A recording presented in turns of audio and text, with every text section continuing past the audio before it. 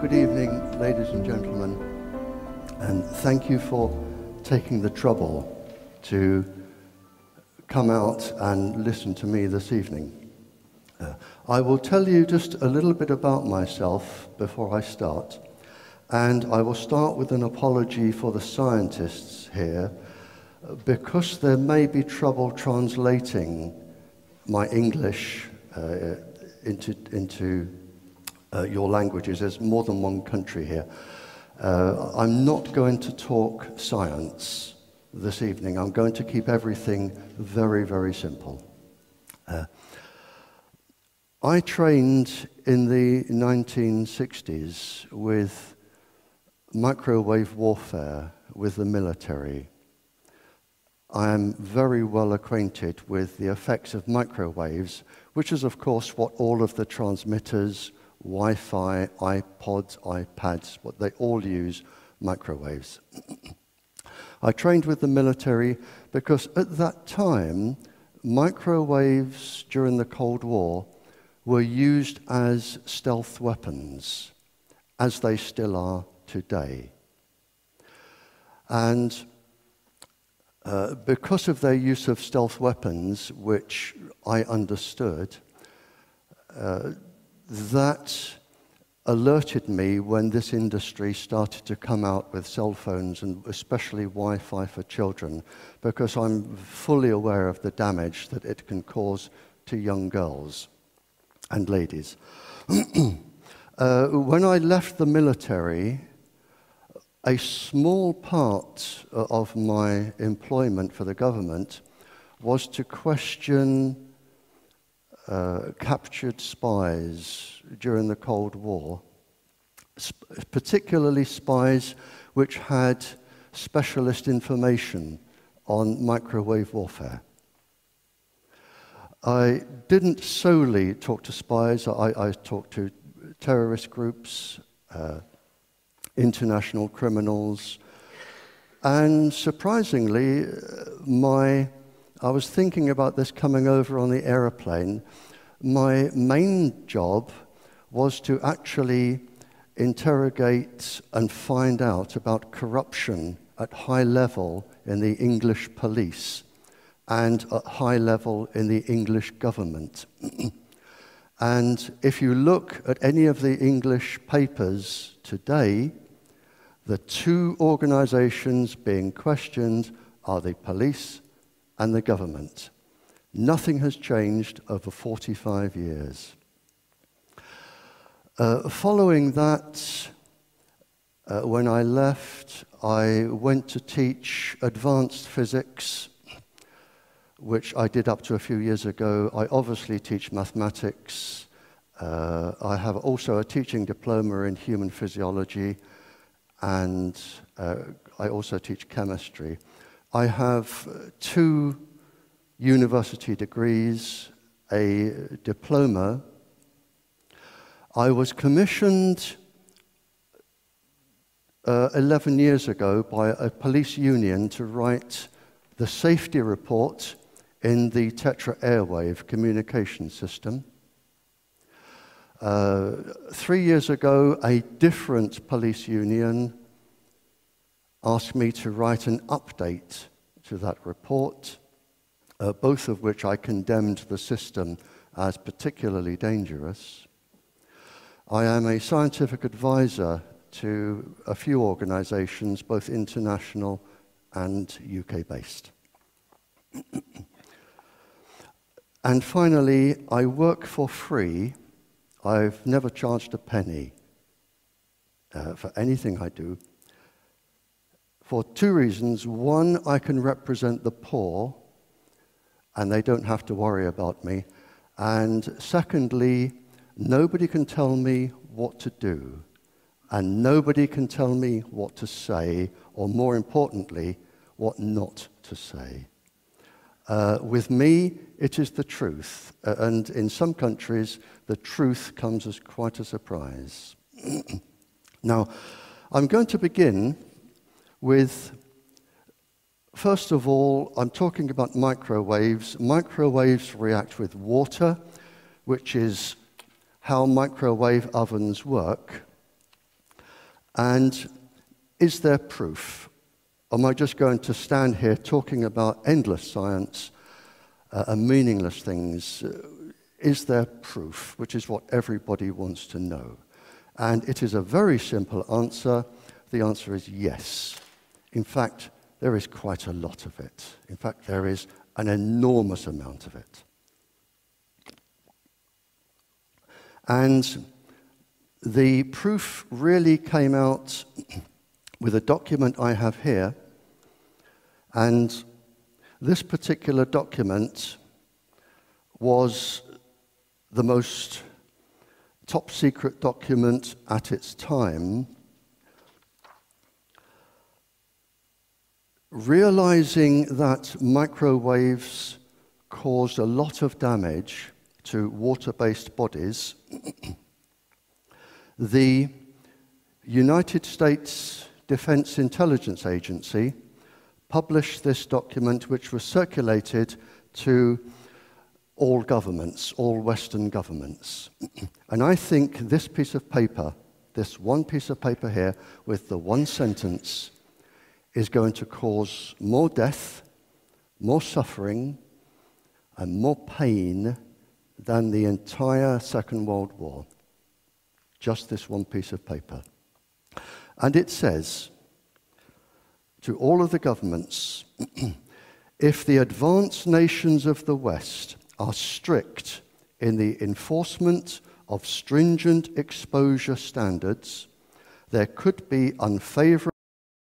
And really, the whole argument begins and ends here.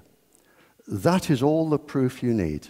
And what the governments did, and it is still in force today, they said, well, what we will look at for our safety standard, we will not take the level at which microwaves interact with the cellular processes in the body. And for an adult, there are around 4,500 different biological processes that can be affected. It's 4,050 in a child. They said, we won't look at that level. We will choose a level up here that gives us total freedom. And it is the one used today for all of the cell phones, even the Tetra airwave system. And it is 6 minutes of warming. That's it. The total safety level is 6 minutes of heating. In other words, if you don't feel too warm in 6 minutes, then it's okay. And that's it. And this is why we have all of this trouble. And it is why country after country are now finding they have leukemia clusters, cancer clusters, all sorts of problems going on that I will discuss over this and the following lecture after the break. But it's this one piece of paper that triggered everything off. The program, after this was put out, it is called, by governments, it is called active denial. In other words, they deny everything. Now, leading up to this, and this takes some believing, to reach this stage, there were lots of experiments on lots of people without their knowledge. In just 40 years, and this is documented, in 40 years, 500,000 people were tested without their knowledge, many to the point of death. They chose military personnel because military personnel are fit, they're active, and they make good case studies. They chose students, psychiatric patients, the poor, children over the age of 4, pregnant women, Muslims, and Catholics. I won't go into why those groups were chosen at this point, but they were on the list, and of course anybody else that they decided to experiment on. In 1986, at a top-secret conference, a US weapons center, a gentleman made a speech, and he said, concerning the microwaves, he said, "We can change the behavior of cells, tissue, whole organisms, have a 6 times higher fetus mortality, cause birth defects, and induce cancer in human cells." That is the result of their research. Again, in a top-secret course between 2001 and 2007, course number 11, students, these would be scientists, will be familiar with current knowledge. That is, cancer, memory, brain function, damage to the eye, skin, and birth defects can be caused by this radiation. And that is borne out in this document, the one I said is most dangerous, because apart from the top line here, all of the rest of this are illnesses which you can expect to get if you are exposed to radiation. And it says here, exposed to microwave radiation below thermal effects. In other words, below the safety level. And then they list all of the psychiatric problems and all of the physical problems. Some of them they describe as severe neuropathological symptoms. So that is why we are in this mess. A few more bits of paper here. This is a top secret document, or it was till I got hold of it. Biological effects on health hazards, microwave irradiation. And again, they say here, they specifically say here, this is, I'm getting into trouble here, aren't I? They specifically say here, this is radio frequency microwave irradiation. And they have, this particular document was 350 pages. Similarly, the Naval Medical Research Institute, a very highly regarded research laboratory service, again, United States, they talk about altered menstrual activity for ladies and a lot of fetal development problems. And they say here it is attributed to microwave and radio frequency radiation.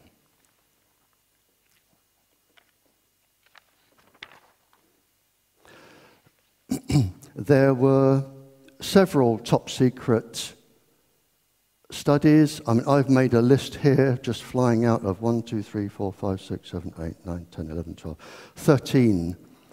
And some of them used hundreds and thousands of people. And this one here is the National Security Advisors.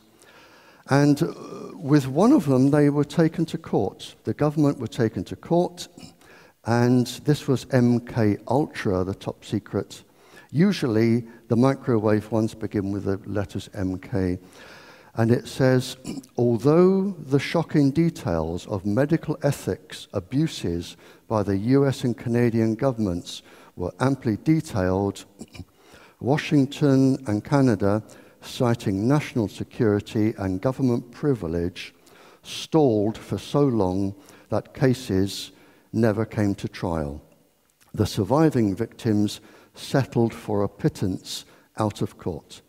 In fact, it took 50 years to get that to court, and 50 years is about the standard time that governments try to stall you for. An experiment I know of that was carried out in England, the survivors only reached court a few years ago, that was 50 years on, and only last week on our news, thalidomide, which again was an experiment for pregnant ladies, only last week the government scientists and the industry apologized, 50 years on.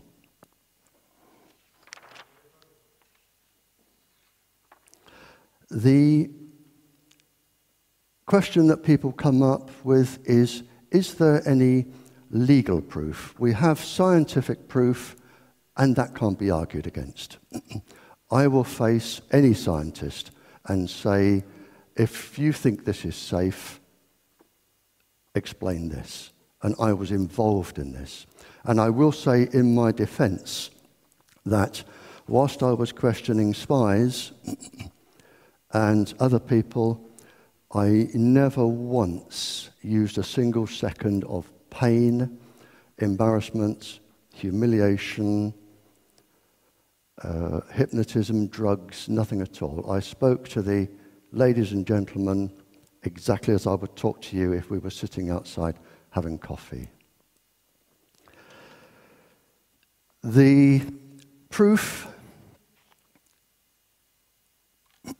well, to my knowledge, there are 8,300 incriminating documents from the military explaining how microwaves cause illness. There are 5 high court cases, to my knowledge, in various countries, proving that the cell towers and the cell phones cause cancer, neurological damage and physical damage. 5 high court cases that have been made against the industry. There are 14 epidemiological studies. In other words, a study on thousands of people over 10 years each. There are 14 of them, to my knowledge. And there are 23 now legal judgments which are not high court, where a magistrate or a mayor or somebody has intervened and ordered a transmitter to be turned off or taken down or moved. So there is plenty of legal proof. And I have some of the court numbers and some of the court details with me. The Council of Europe, Parliament, Parliamentary Assembly, Council of Europe.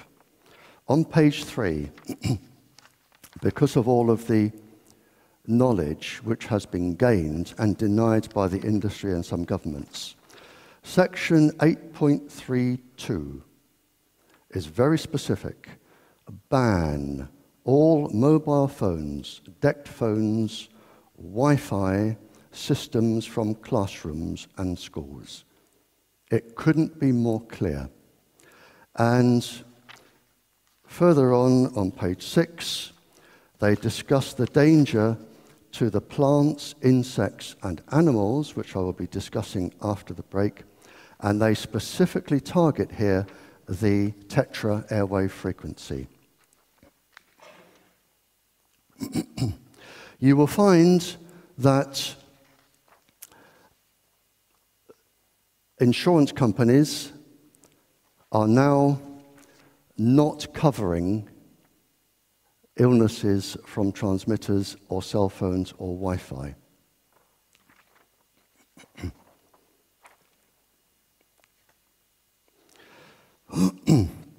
Now,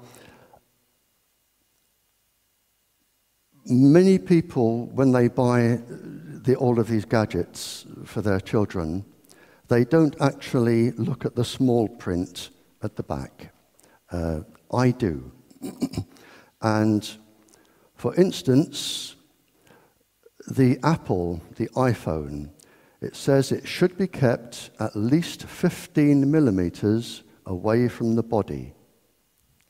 Now, that's because it isn't safe. There is no other reason why you should keep it 15 millimeters from your body. But what happens if you're holding it? Because you're touching it. And it isn't just the microwaves leaving it coming through you. They will go into your arm, and they go into your body, and they travel through your body, and they are grounded like an electric current, because it is an electric current. And this is why, as I will come to, pregnant women are advised never to come into contact with microwaves. So they say 15 millimeters from the body. It says here in another guidebook, a few animal studies, however, have suggested that low level of microwave radiation can cause the development of cancer in laboratory animals. So if you take them to court, you don't have a leg to stand on, because they will say, look at the small print, we've said it can cause cancer, and you chose to use it. Similarly, another one here, it says, now customers, when they buy these new gadgets, you agree not to sue the cell phone manufacturer for any bodily damages or harm, or take part in any class action lawsuit. That's an industry protecting itself. Now, this is a document here which the industry do not want you to know about. In America, in New York, you have to notify a body. If you are an industry, you must notify this body so that the shareholders can read about any lawsuits facing your industry. Because if you go to court and the industry is found guilty, you lose your shares. So in New York, the industry has to notify if there are any legal claims against it.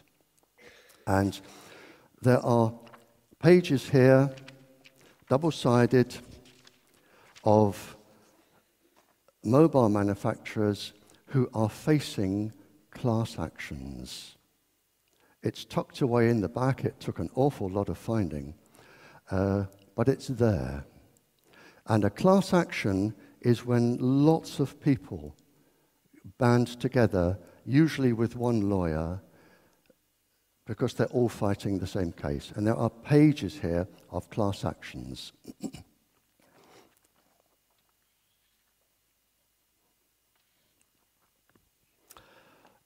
An Australian gentleman, I wrote this paper because I probably receive a phone call every day at home from somebody who is being targeted by the industry because they have to carry on with their experiments, or the government.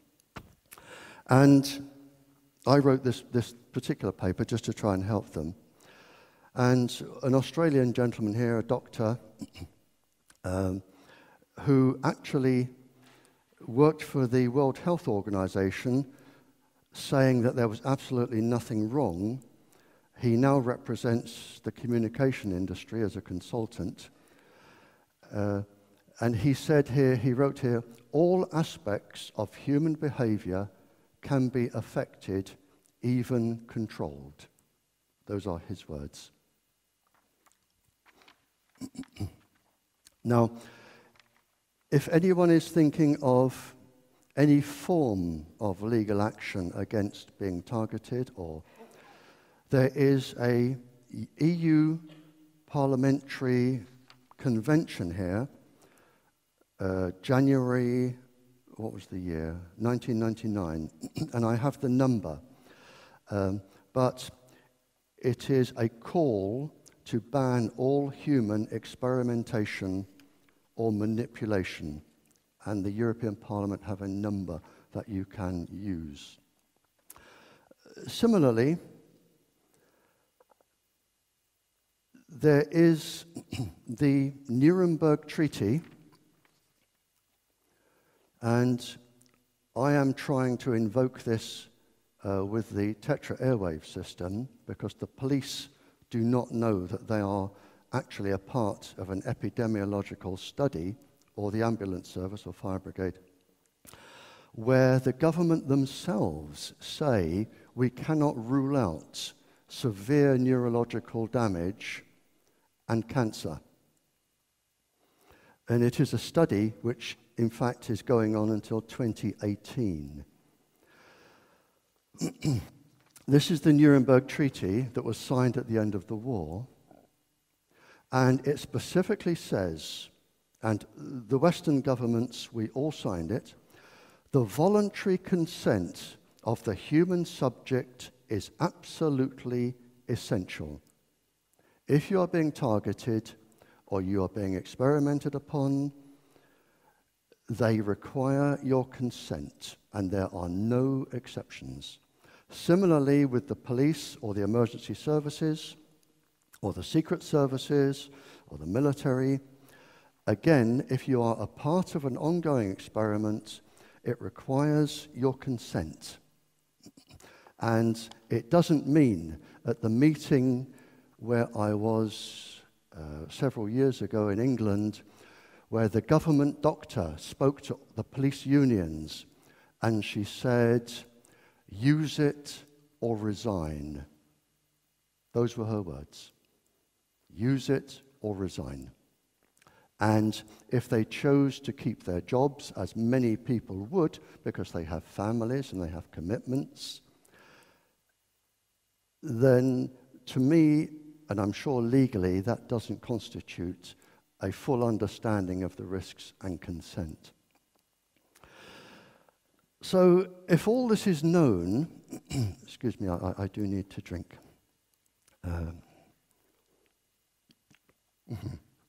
If I spilt that on that, I'd electrocute myself, wouldn't I? If all this is known, why aren't the government doing anything? If they know how dangerous it is, they know the effects, why are they not doing something about it? Well, the first answer, of course, is the most simple one, which is money, lots of it, for specific people. Not for your country, but for specific people. Secondly, every single person with a cell phone can be tracked. And it may amaze you to know what they know about you. Even if your cell phone is off, and this is Scientific American, even if your cell phone is off, totally off, it can still be tracked. Everywhere you go can be tracked. If you have one of those camera things, they can see through it. It can be activated. They can hear everything you're saying, even if it's off. And when I say this to financial people, bankers or lawyers or doctors, and I say, if you're sitting in your surgery and your cell phone is down there and it's turned off, somebody can still be listening to every single personal item of your conversation without your knowledge. And it's not just your government. I'm sorry. Is that valid without battery also? Can I do the questions afterwards, please? Because of I'll break my concentration. Thank you. There are lots of phones. Some can be activated and some cannot. Some can be activated by up to 40 different countries. That surprises people. And I'm not going into the electronics of why that can happen, but up to 40 different countries. Now, you may be thinking, well, okay, mine is, or my cell phone is encrypted or whatever, and all of this I have documentary evidence for. This is from Cambridge University very recently in a scientific journal. It is actually possible, they say, to reprogram the contents of supposedly secure memory and obtain information. They can actually reprogram your phone. I know how it's done, but I don't have time to go into it now. But up to 40 countries. And you might think, well, why? What's the point? You may be thinking, I'm not important. Why would somebody want to find out about me? Well, we're coming back. One reason, not every reason, but one reason could be blackmail. One reason could be that I know quite a lot about the spying world because I spent 11 years questioning some spies, which was, as I say, a very small part of my work. You may think I only sweep floors and I wash dishes and I wouldn't be important enough for a spy to want to investigate me. In fact, you are the very person that they are looking for. The very person they are looking for. Why? I don't have time to go into, but I can assure you, you are valuable. So it may be for future, they may not be doing it, but all I'm saying is there is a possibility of up to 40 countries that have access to your cell phone. And of course, everything that goes over your computer can also be monitored. That goes without saying. The governments, this is very recently published, just July, 28th of July. Not only if they wish, and in this country, nobody may be listening to anything you say. All I'm saying is there is a possibility. But there is now a detector, and it is in use, and it can detect, because of the immense computer powers that we have now, it can detect hormone levels in bodies, the molecular structure of the hormone levels in bodies, so it knows what your body is doing, and it can also look at your brain patterns, and because microwaves will go into the body, it will look at your brain pattern, and it can tell which parts of your brains are now active. And if they know which parts of your brains are active, of course, they can judge roughly what your mood is, and probably, in some cases, what you're thinking. And this machine is now working today. So not only can they know where you are, what you're doing, what you're saying, but they can look inside your body as well, and that's pretty scary. So all of this is available to the secret services and the governments if they want to investigate people. Another reason is that microwaves can be used as stealth weapons, which I'm perfectly familiar with, but they can also be used to change the environment. Many people don't know that in some storm clouds, high activity, the high electrical activity, actually produces gamma rays, radioactive rays. Now, this is pretty scary stuff. If you drop a substance, a soft, shiny metal like barium, or aluminium into the clouds will become radioactive. And the clouds are also charged. And if you beam microwaves at the clouds, it is possible to physically change the weather. And if you can change the weather only slightly, you can either cause another country economic disaster if it's too dry, or economic disaster if it is too wet. And this technology is available, which is another reason why the government will not interfere with the microwave industry. In the UK, which I consider to be, and I'm ashamed to say, probably if you were to list the 5 most corrupt countries in the world, I'm talking purely about England, not Wales, not Scotland, not Ireland, just England. I would think England will be among the 5 most top corrupt countries in the world. And this is what they have just published for the communications industry, the government. They said they can put anything anywhere. No limits. Anything, anywhere. Schools, hospitals, nurseries, anything, anywhere. And finally, finally on this bit, I wrote in 2009, I wrote an updated report. This is a most confidential report on the Tetra airwave communication system for the Public and Commercial Services Union, 2009, which I condemn. They will have about 90 days to live.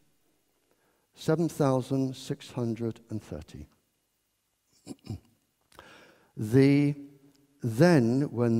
Before I wrote this, Sir William Stewart, chief government scientist, he actually found that the Tetra frequency released calcium ions from brain tissue. In other words, it can cause severe neurological disorder and cause cancer.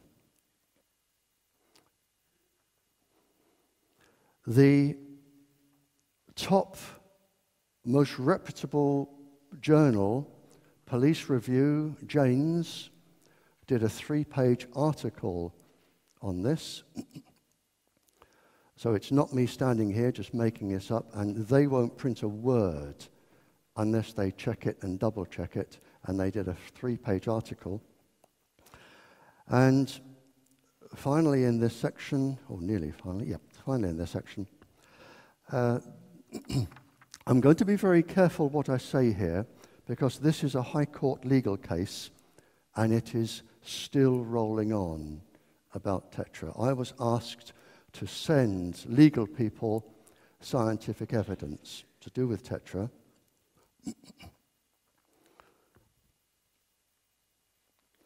And this is the letter I wrote to a High Court judge where when officers are on duty, I make 2 statements when I talk like this. The first is, I will guarantee that you will not find a police station with a substantial amount of officers that have had Tetra for 18 months or more. You will find increased cancers. The police, their behavior will have deteriorated. There will be more car accidents by police in police cars. They all go up. In every single country I've been in, it is what they say. And police aggression goes up. And this is in my evidence to the judge, and if there are police officers here that would like a copy of this, I've made arrangements with the doctor organizing this talk. I can't just photocopy it for everybody. The problems are you have police officers enclosed in metal police vans, usually for some time, while they're transmitting. They are close to other officers transmitting. They tend to wear metal-based helmets in riot situations, which of course reflects the microwaves. And they tend to use the system for more than 6 minutes. And all of this is provable. It's not a theory, it is provable. And if any police officer wants proof that the system is dangerous to go to court, I can do it inside an hour. I can tell you what to do inside an hour. It is provable. With one of our government experiments, they wrote at the back, in every group, these are police, some participants were significantly affected. They didn't say what some was, but if we take some as a certain number and you multiply that over 100,000 officers, it's going to be considerable. Okay.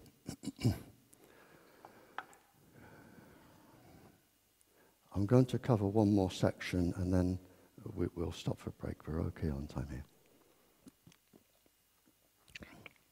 I had a phone call from a lady a few years ago, and she spoke for about an hour and a quarter. I just answered the phone. She said, "Mr. Trower, yes," and she spoke for an hour and a quarter. You're going to have to forgive me. I have a little bit of trouble talking about this. I'll get through it. This is her phone number.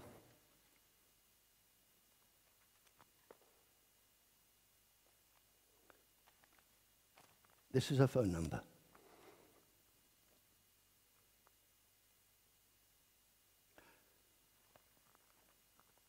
She said, "My daughter has just had her 12th birthday. I am holding her hand. She is dead. She was number 12 to die since the transmitter went up in the playground. And she spoke for 2¼ hours. There was nothing I could do or say." Now, you may think that one person phoning up doesn't mean that the industry is to blame. And that is true enough.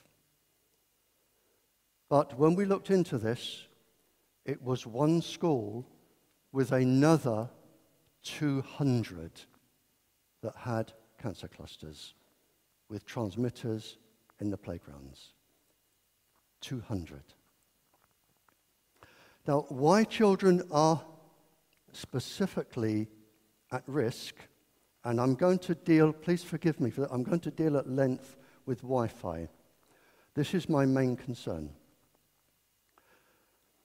There are 5 reasons why children are most at risk. First of all, I'll just have a drink if you forgive me. I'm doing well today. Sometimes I can't get through that bit. There is no known safety level of microwave irradiation anywhere in the world published for a child. And whenever I go to a country, I make a challenge, and I'm making it here. I will face any government scientist, any industry scientist, live on television, and I will say to them, what is the safe level of microwave irradiation for a child? And when I speak in schools and to governments and royalty and other people I talk to, I say, what is the safe level? Because if you can't tell me, why are you putting Wi-Fi in schools? A single day of a child in front of Wi-Fi in a school is a day too long. And I will come to why in a second. Now, with children, there is no known safe level anywhere published in the world. Would you give a drug to a child if there was no known safe level? Would you guess? No, of course you wouldn't. In children, the blood-brain barrier, which is a barrier around the brain, is also around the thorax, the chest, and it also covers a part of the gut. It's like a fishing net. And in children, it takes 18 months to develop from birth. It is published and it is known that microwaves destroy the blood-brain barrier. Now, what that means is that as the child is in the womb and as the child is growing up, toxins from inside the body can go into the brain and cause damage. And essential chemicals inside the brain can come out and deprive the brain of what it needs.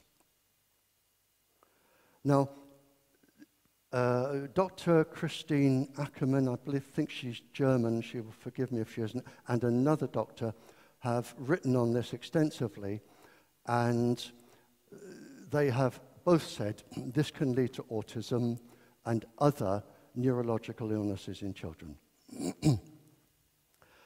The nervous system inside a child, the electrical cables, if you like, they have 122 layers to protect them from neurological damage. And they take 22 years to complete. A child doesn't have the full system until the child is 22 years old. They are laid down by a system known as protein synthesis. And protein synthesis is destroyed by microwave irradiation. You are risking neural degenerative damage with your children with Wi-Fi in a classroom. And I can assure you, as true as I stand here, the levels of radiation in a classroom exceed those that are used in the Cold War to make people sick. And if you add up the radiation a child is exposed to in a class of 20 or 30 transmitters, with one on the wall, with one in the playground, taking all of the calls from all the other classrooms and spreading around the school, when you add that up, it's pretty frightening. The immune system of a child takes 18 years to complete. And at the beginning, that document from the American government, everything it comes up with is suppression of the immune system. So you are destroying a child's immune system, again, before it's up and running. And of course, I have documentary evidence for all this. And finally, the bones. The bones in a child are not fully developed until the child is 28. Now, if a child goes to school at 5 and stays there at university until 24, and they use Wi-Fi, that's a lot of bone damage. And there are papers to show that both the marrow in the bones, which is of course moist, which makes the immune system, and the bone density, they can be affected. But it takes 28 years. And if anybody's wondering what the last bone is to form, it's the clavicle. The clavicle here. And this is the paper here. I carry all of my evidence with me. Here it is, protein synthesis by the University of Dundee, Scottish University, very clever people, protein synthesis. Now, the reason there is no safe level for a child is that, and this appeared in a scientific journal, August 2012, they have just suddenly realized what we have been saying all along. Children are not small adults.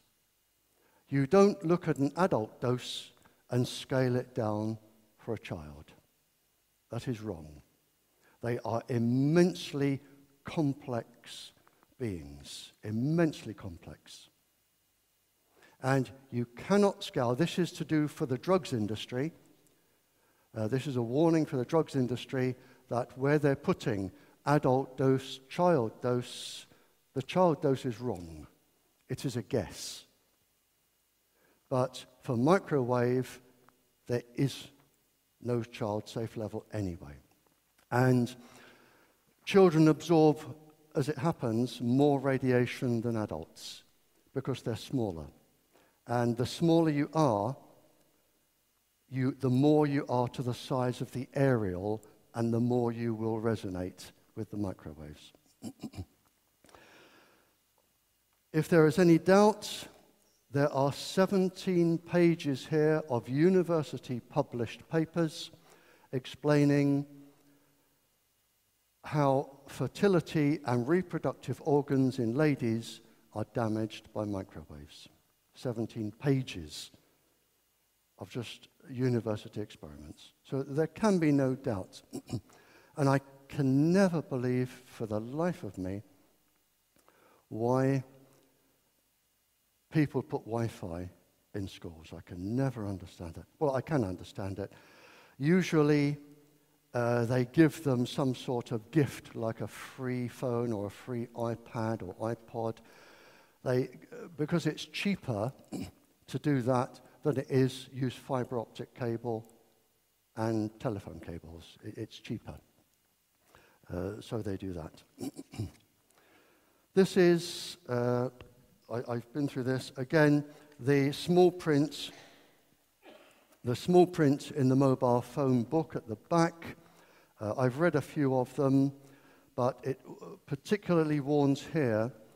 I'm not sure how you measure this, but it says 9.8 inches, keep it 9.8 inches from your body, especially pregnant women and the lower abdomen of teenagers. How you would measure that, I don't know. I summed up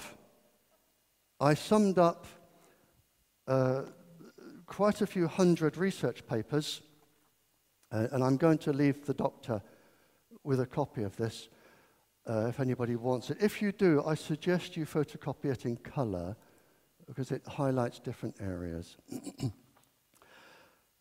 I summed up all of the problem with children and Wi-Fi in schools. And I broke it into what I call a cartoon. And in fact, it's actually having quite an impact around the world. It is on the internet, but I will leave a copy here. But basically, I'll just have a little sip.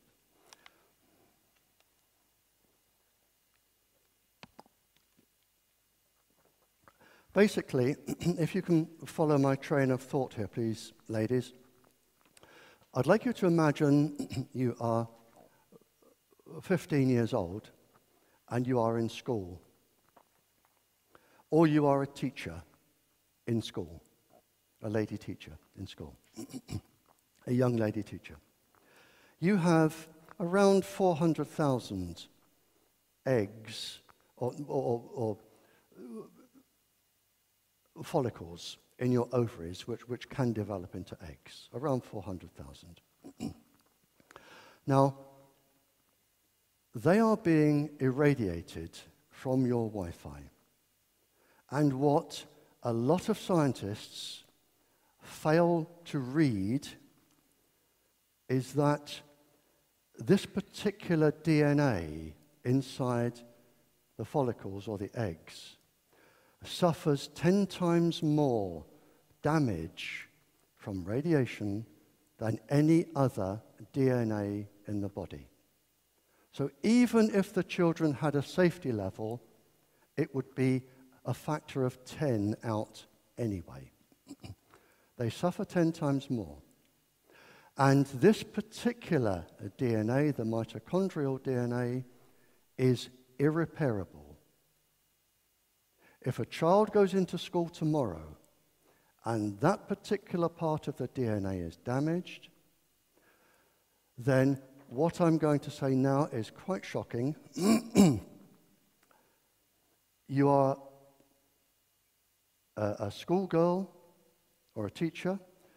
Your DNA is being irradiated with microwaves, and that is published. So you could have damaged DNA. If you have a child, that child can be born or could be born with a genetic abnormality. But because it is irreparable, that child's child will also carry that same genetic disorder. And her child will carry the same disorder, and so on, until there are no more females in that line. The schoolgirl today, or the teacher today, is not harming herself, she is harming her generations. And that is published. But it gets worse. And this is why I fight to try and get this stopped in countries. And in some, I am successful. It gets worse. And if you want me to talk to your schools, I'll come back. I work for free, I'll come back. Imagine now you are...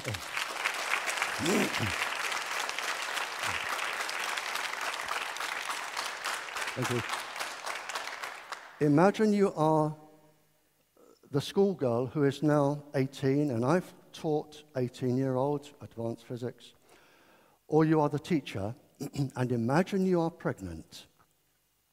And if you only get to ask one question of a scientist, this is the one to ask. You are now 18, or the teacher, and you are pregnant. And you are within the first 100 days of your pregnancy. You may not at the beginning even know that you are pregnant. But in the first 100 days, the ovarian follicles in your baby, the ovarian follicles are forming. It is 100 days, then 120, I think, then another 100 and something. But the first 100 days, they are forming. The 400,000 follicles are forming. They have absolutely no protection against microwaves. None. Not a single bit. The areas in the cells, for the scientists, the protein 53, the nuclear core complex that fights against radiation, they are non-existent. And my question for any scientist is, what is the safe level of microwave irradiation for the first 100 days of an embryo? And if you can tell me, I will be very, very happy, because I can retire and go home and look after my wife and walk my dog. But there isn't one. So, in fact, the schoolgirl today, whose ovaries are already being irradiated, she has a risk. But when she becomes pregnant, there is her risk on the child already, plus the risk of the ovarian follicles having further damage. So the main damage is going to come out in the grandchild. And that is already established, because there are mammalian species that do not take 18, 20 years to have children. And that is already known. So my message today is, please rethink your Wi-Fi. Because we can avoid all of this. We can avoid the whole lot. There is a simple solution to this and most other problems. All you want is a piece of wire about that long.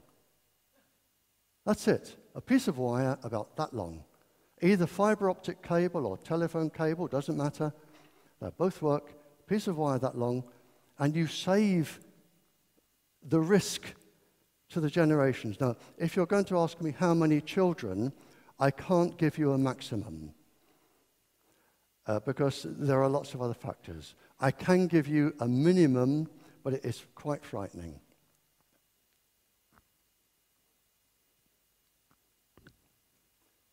The mobile industry themselves have covered their backs.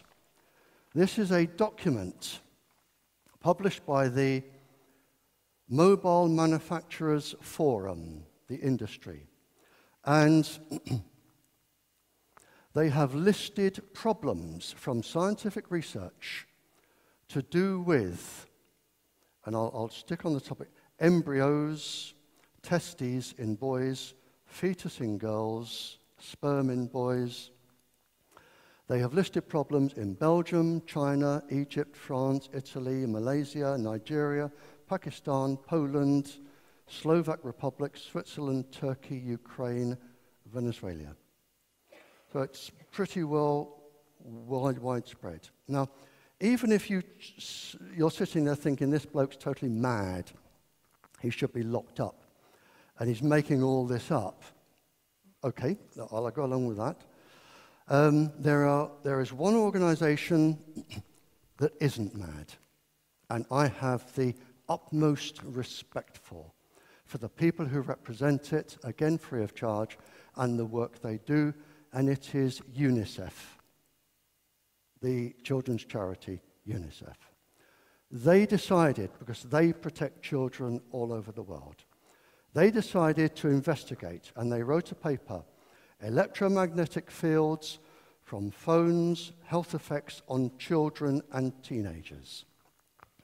They looked into it themselves, and they published their paper. And they found an 85% increase in central nervous system disorders, which is what I said about the electrical pathways. A 36% in epilepsy, which for the scientists, if you want to know how it causes epilepsy, I can tell you the part of the brain. A word I don't particularly like here, I would prefer to say a psychiatric disorder, but they've actually described it as mental retardation, an increase of 11%. Blood and immune disorders, which will obviously come from the bone marrow, 82% with a risk to the fetus. And they published it. And I think, you can't argue with that.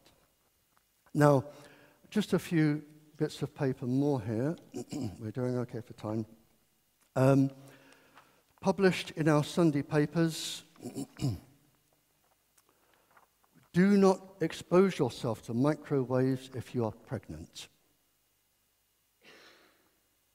The reason is, as I said, the microwaves go into your body and they go through. I'm not going to describe the path they go through.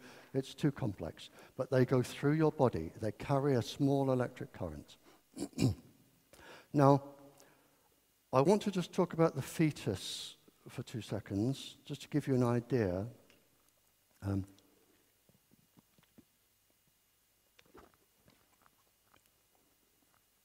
If you think of the brain of a fetus inside the uterus of a pregnant lady, I'm just going to talk about the electrical connections there for 2 seconds to give you an idea of where I'm coming from.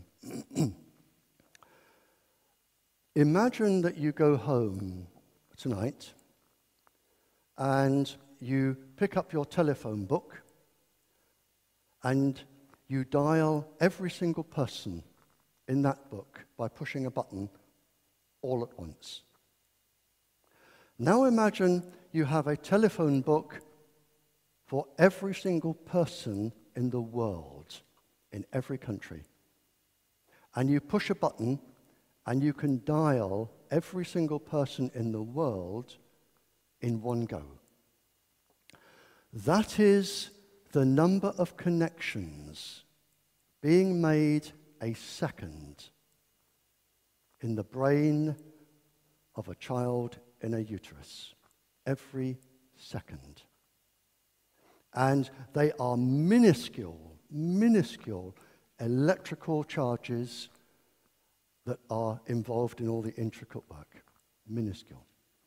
And if you're going to put through a massive, great electric current, it's not going to do the baby any good. And there are papers published that say it can interfere with the development of the brain later on in life.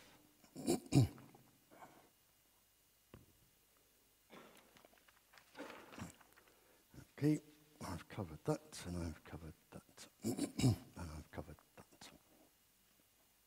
that. I said that earlier, around 200 schools internationally, a study was covered, a study was done in 2003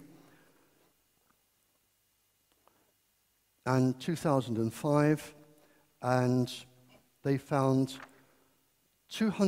around 200 schools with leukemia or cancer clusters where they had transmitters in the playground.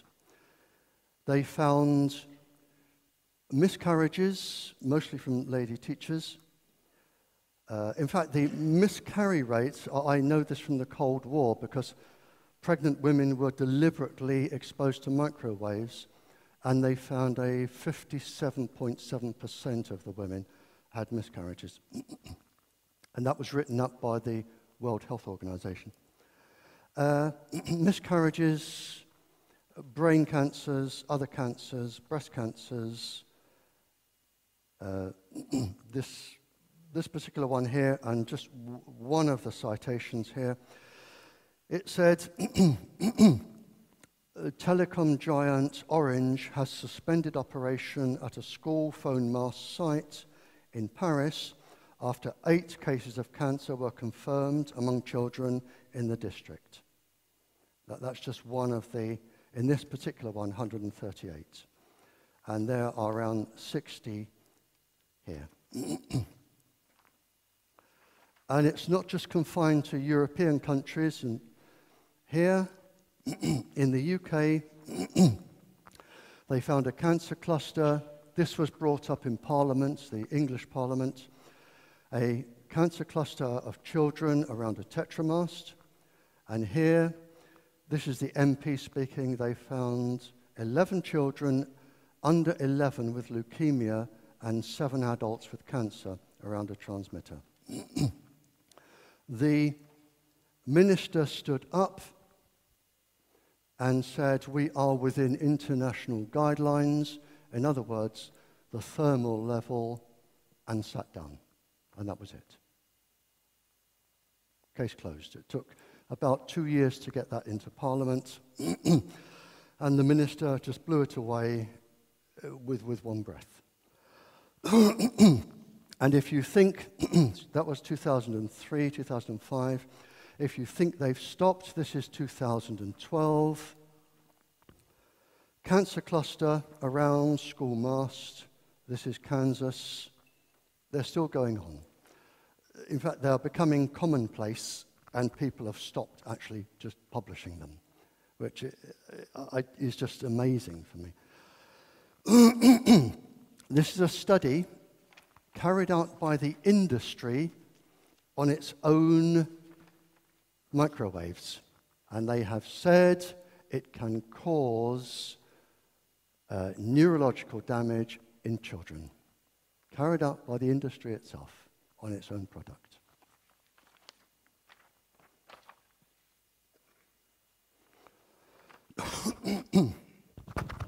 Okay. Now, one of the saddest areas of this, I gave a talk I gave a talk in Wales several years ago. I was asked to go and talk to the council. Am I still sounding all right there? I was asked. Well, my earrings are falling off. There we are.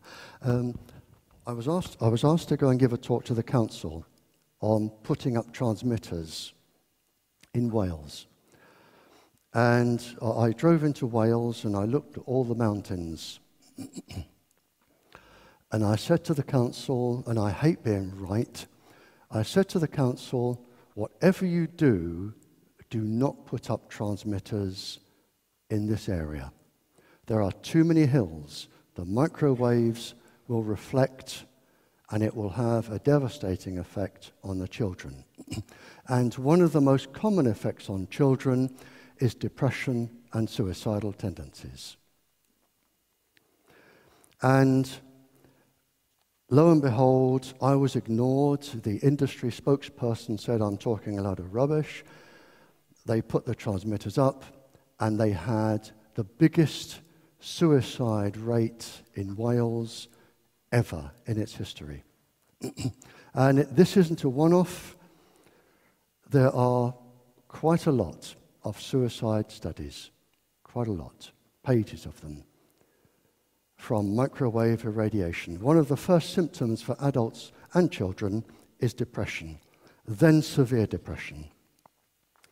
In fact, one of the studies here, I spoke of 14 epidemiological studies, and one of the studies here was actually carried out by the industry itself.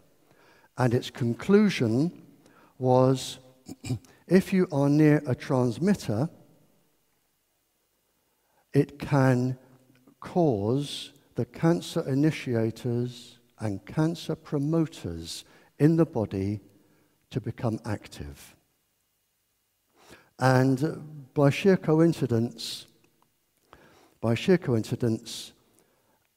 article appeared in Scientific America on cancer, and it said if the cancer initiators and cancer promoters are activated, they actually did a whole long line written by oncologists on how that can develop into cancer. So there is no case to be defended. Microwaves cause cancer. Not in everybody, in some people. And the question is usually, how many people? And the answer is, well, I don't know. There is, when you do any study, because the industry are very quick to come back, and they will say, we have hundreds, if not thousands, of studies that show microwaves to be safe. And my reply is, you're supposed to. You're supposed to find some studies where things are safe. It's called, mathematically, a distribution curve. And I will explain it just so people can understand. If I could have a thought experiment and I could go to Charles de Gaulle Airport in Paris now, which is an enormously busy place, and I could pick every single person up from child to my age in the airport and subject them to an experiment for 10 years. And my experiment would be they had to drink 2 pints of beer a day and smoke 10 cigarettes. You would have a distribution curve. Some people would be ill straight away. Some people would take a little time to be ill. Some people would say, this is great, Barry. Can you double the dose? I'm really enjoying this. And other people would develop symptoms 5 years, 10 years, 15 years down the line. It is a typical Bell distribution curve that you will have. If you study trees, fish, study anything, you will always get the same bell-shaped curve. This is why the industry are keen to say, we did this and there was no ill effect. And if we did it on people smoking, some would have no effect and some would die and some, You always have that distribution curve. We'll be stopping in just 15 minutes.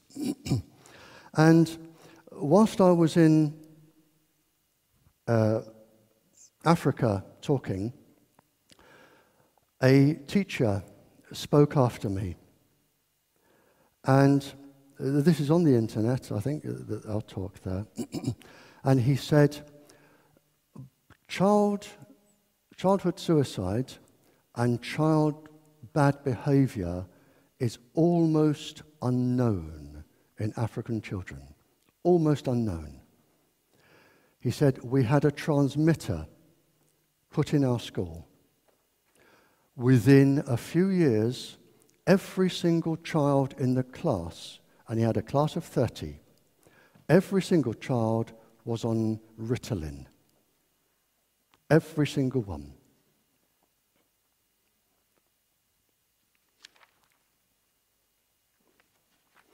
Okay, right. We're going through these. We've got around 10-15 minutes. I'm just turning over here things I've already said that other countries have confirmed. And I needn't go on about these. Right.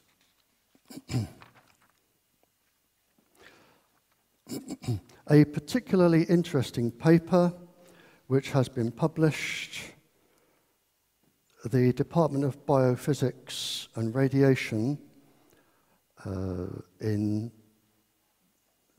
Ankara, they have shown that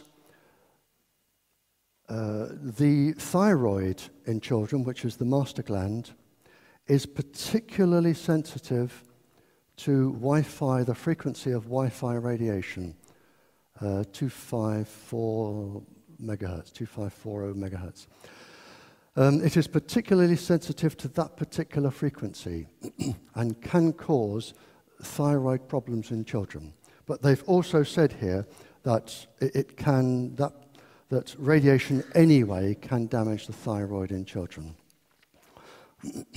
And it is followed up with other papers, which you'll excuse me just turning over. Sperm count, we've done that. And a paper I did mention, bones, a research paper from India, where they say the microwaves lead to bone weakening, which is the last thing you want in school children who are trying to build their bones up. Now, to give you an idea of some of the papers, I'm involved in a legal case in the United States where a lovely, delightful young lady, an 11-year-old, I think she's 11 or 12-year-old girl, doesn't want to sit in front of a Wi-Fi set in school. And the school basically said, you're here, you will do what we say, and if you don't, take us to court. And she did take them to court. She has a law firm supporting her free of charge. I am supporting her free of charge with a few other people from around the world. And to give you an idea of the scale of papers, one of the lawyers representing the girl, and the case isn't over, one of the lawyers representing the girl has highlighted 5,000 papers to support her. 5,000. Now, that is some pool of knowledge. 5,000 papers, which has been submitted in evidence. Now,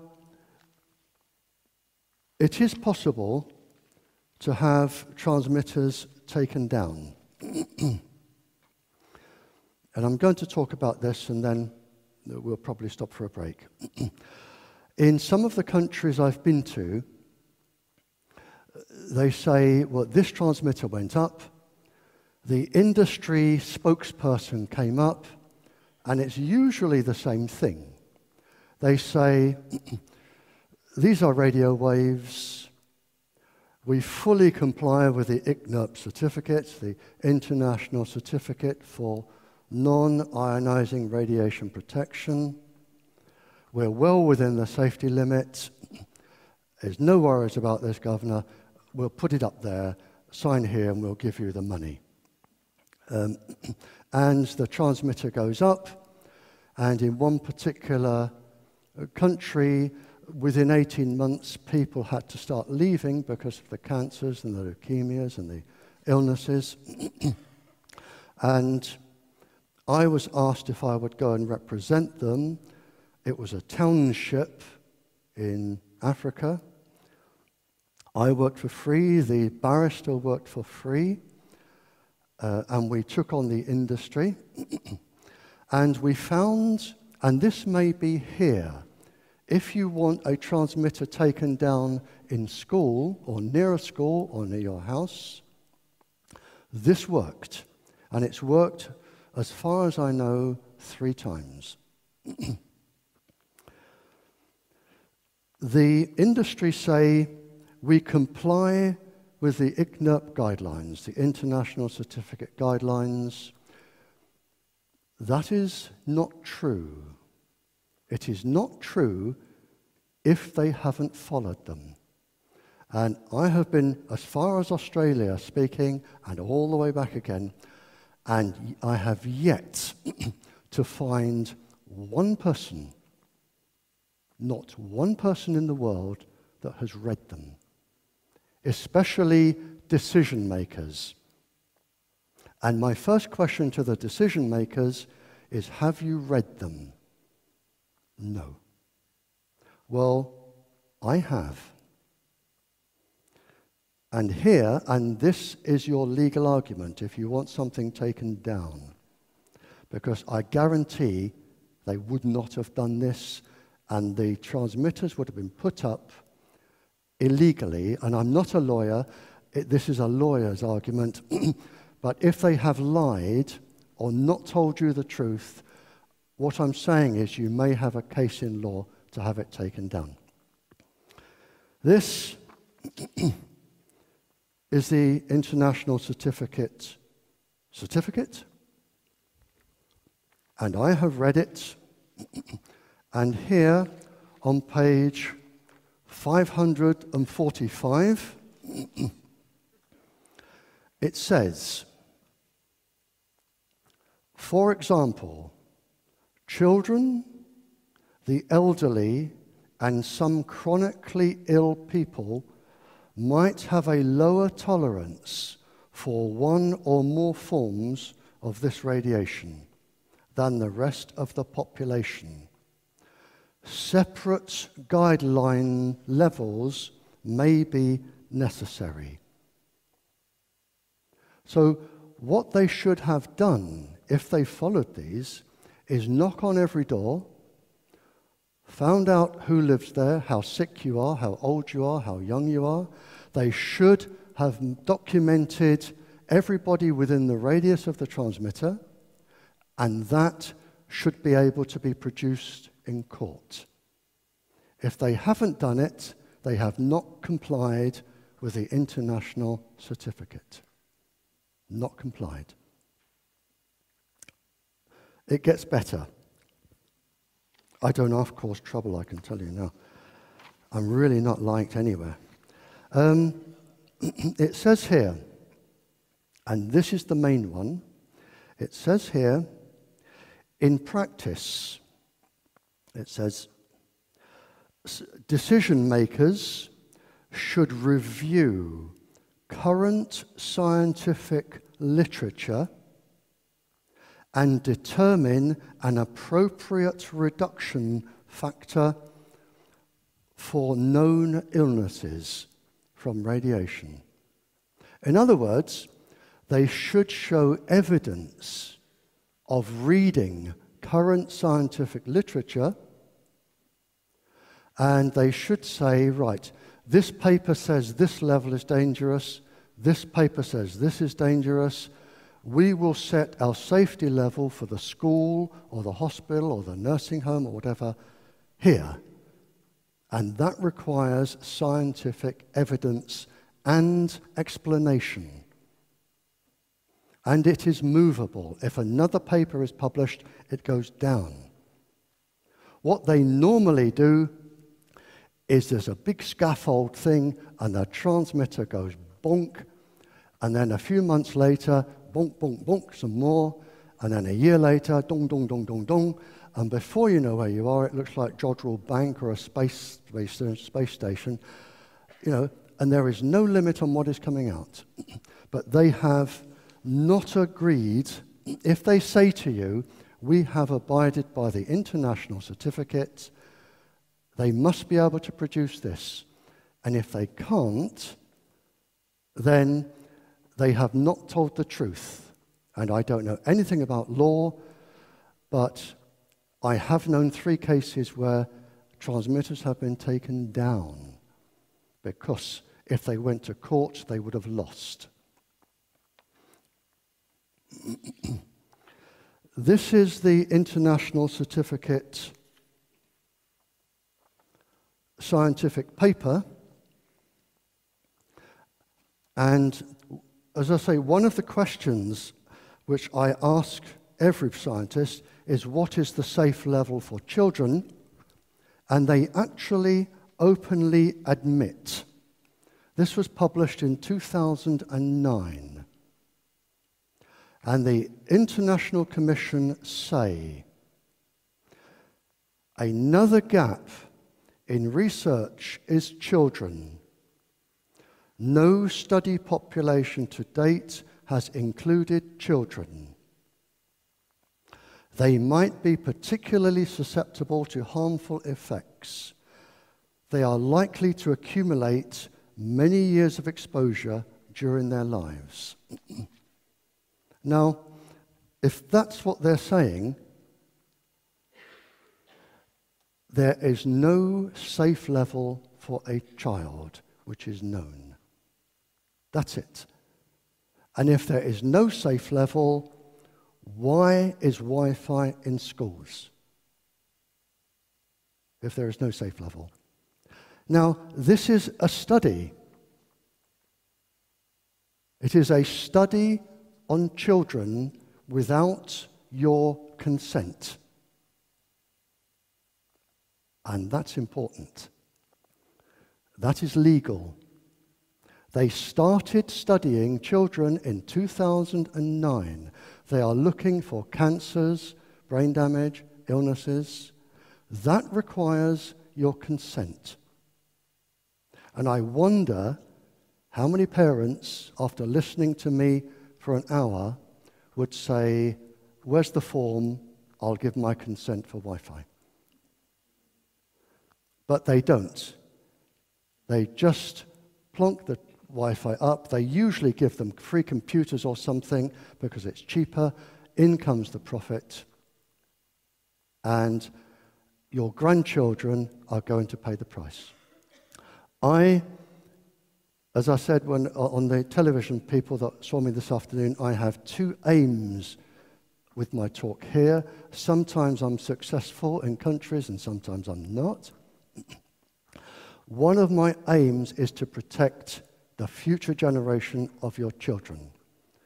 With that in mind, I did ask if I could see your Queen, because she has power to actually make people come and listen and decide.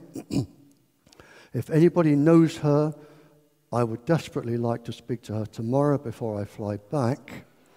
And I have a letter from a king.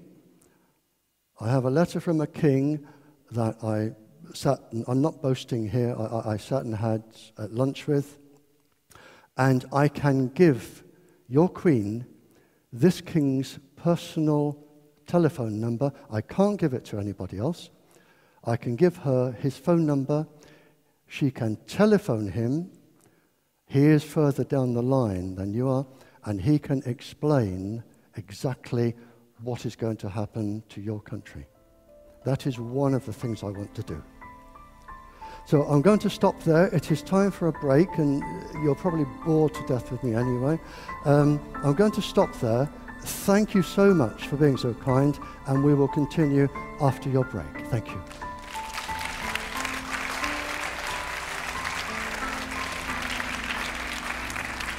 Thank you.